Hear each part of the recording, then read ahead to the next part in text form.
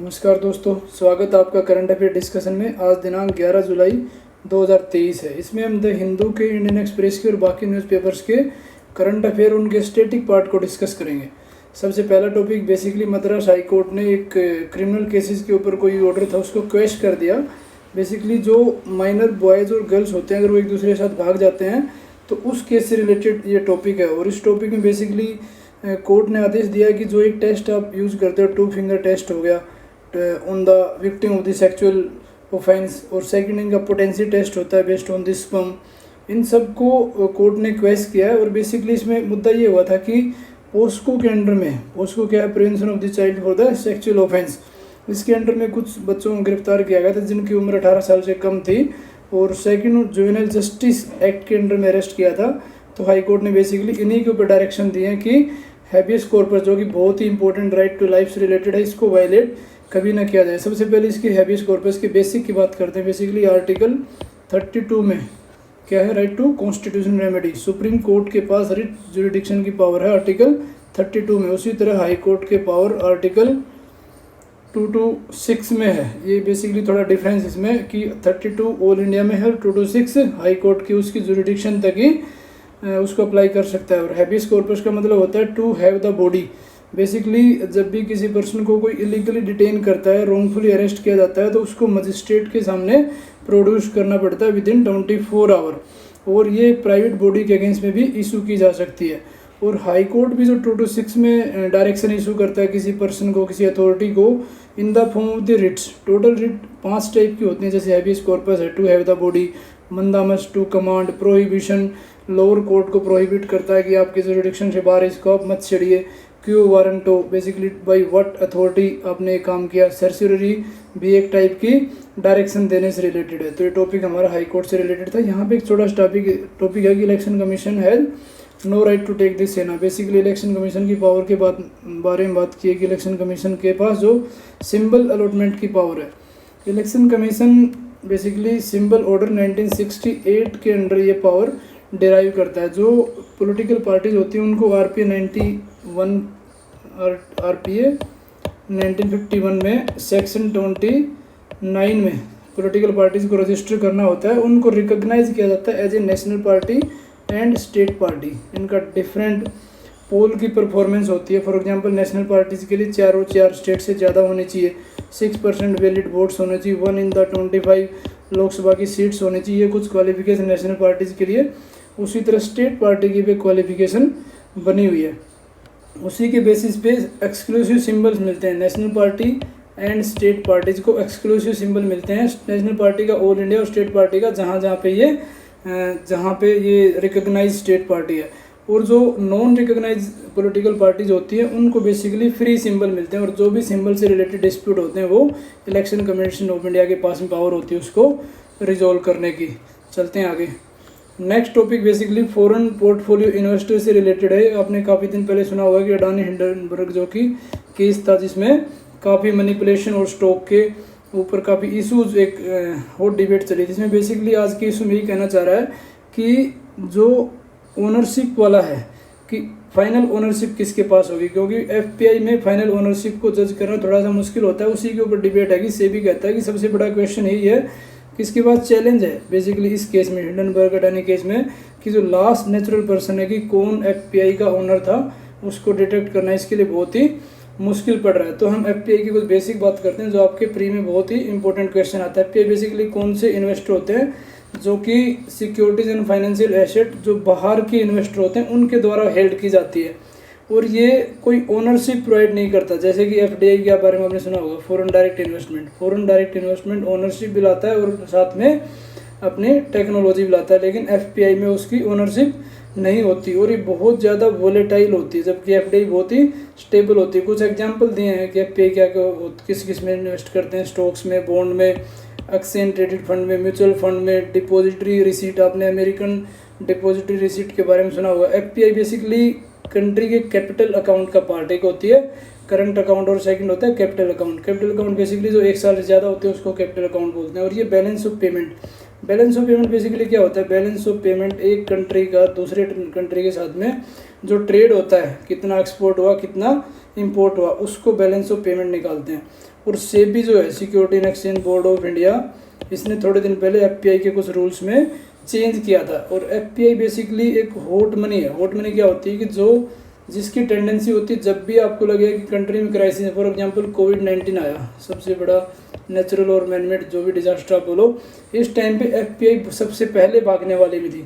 और FPI FDI की प्रति ज़्यादा ही रिस्कियर है, क्योंकि एफडीआई क्या होती है लॉन्ग टर्म में होती है और उसमें ओनरशिप राइट्स होते हैं, काफ़ी स्टेबल होती है। तो ये हमने एफपीआई के ऊपर बेसिक्स वाला टॉपिक डिस्कस किया। चलते हैं आगे।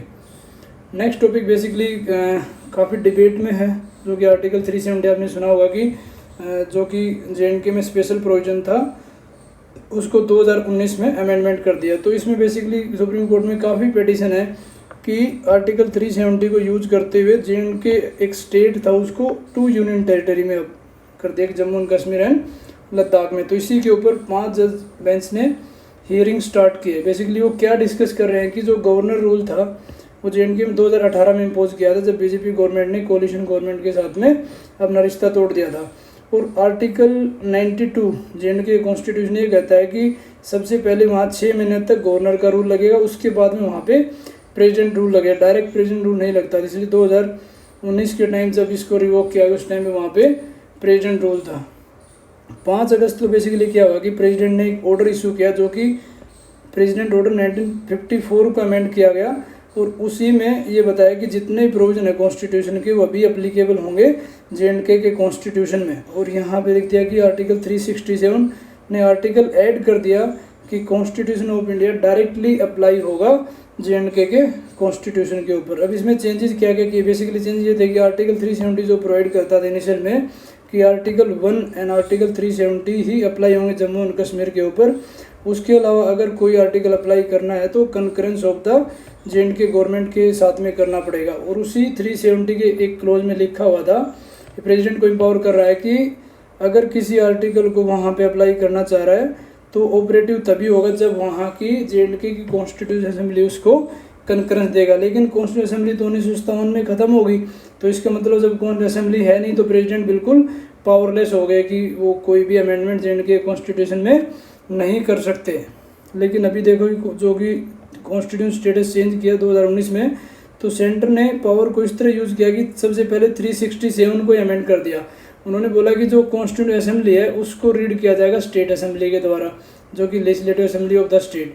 और उस टाइम पे वहाँ पे प्रेसिडेंट रूल था तो legislative assembly of the state थी नहीं, तो डायरेक्टली प्रेसिडेंट का ही रूल आ गया स्टेट के ऊपर और सेंटर के हाथ में पूरी पावर आ गई। और उसी से रिलेटेड ये टॉपिक था कि कैसे इसको यूज़ किया गया। तो इसकी बेसिकली वैलिडिटी चेक करने के लिए पिटीशन डाली गई। और इसी में एक वर्ड आता है कलरेबल लेजिस्लेशन। ये बेसिकली कलरेबल लेजिस्लेशन ये होता है कि जो आप डायरेक्टली नहीं कर सकते वो आप इनडायरेक्टली भी नहीं करोगे। ये बेसिकली एक डॉक्ट्राइन है। सुप्रीम कोर्ट ने वेरियस डॉक्ट्राइन इवोल्व की हैं कॉन्स्टिट्यूशन को by reading between the lines करके। तो इसी के ऊपर ये टॉपिक था। चलते हैं नेक्स्ट टॉपिक के ऊपर।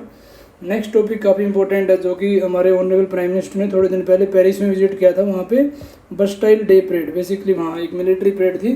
तो वहाँ पे जो रफाल फाइटर जो कि हमें पता है कि हम फ्रांस से लेने वाले हैं, तो नेवी के लिए और बाकी कुछ स्कॉर्पियन सबमरीन हैं, उनके डील के बारे में इसके ऊपर डिस्कस किया गया, जो कि डिफेंस एक्विजिशन काउंसिल ने बेसिकली कहा कि अब नेक्स्ट मीटिंग में इसको फाइनल किया जाएगा। तो हमारे लिए 2 चीज़ इंपॉर्टेंट होगी एग्जाम के लिए, एक तो डिफेंस एक्विजिशन काउंसिल और सेकंड स्कॉर्पियन क्लास सबमरीन।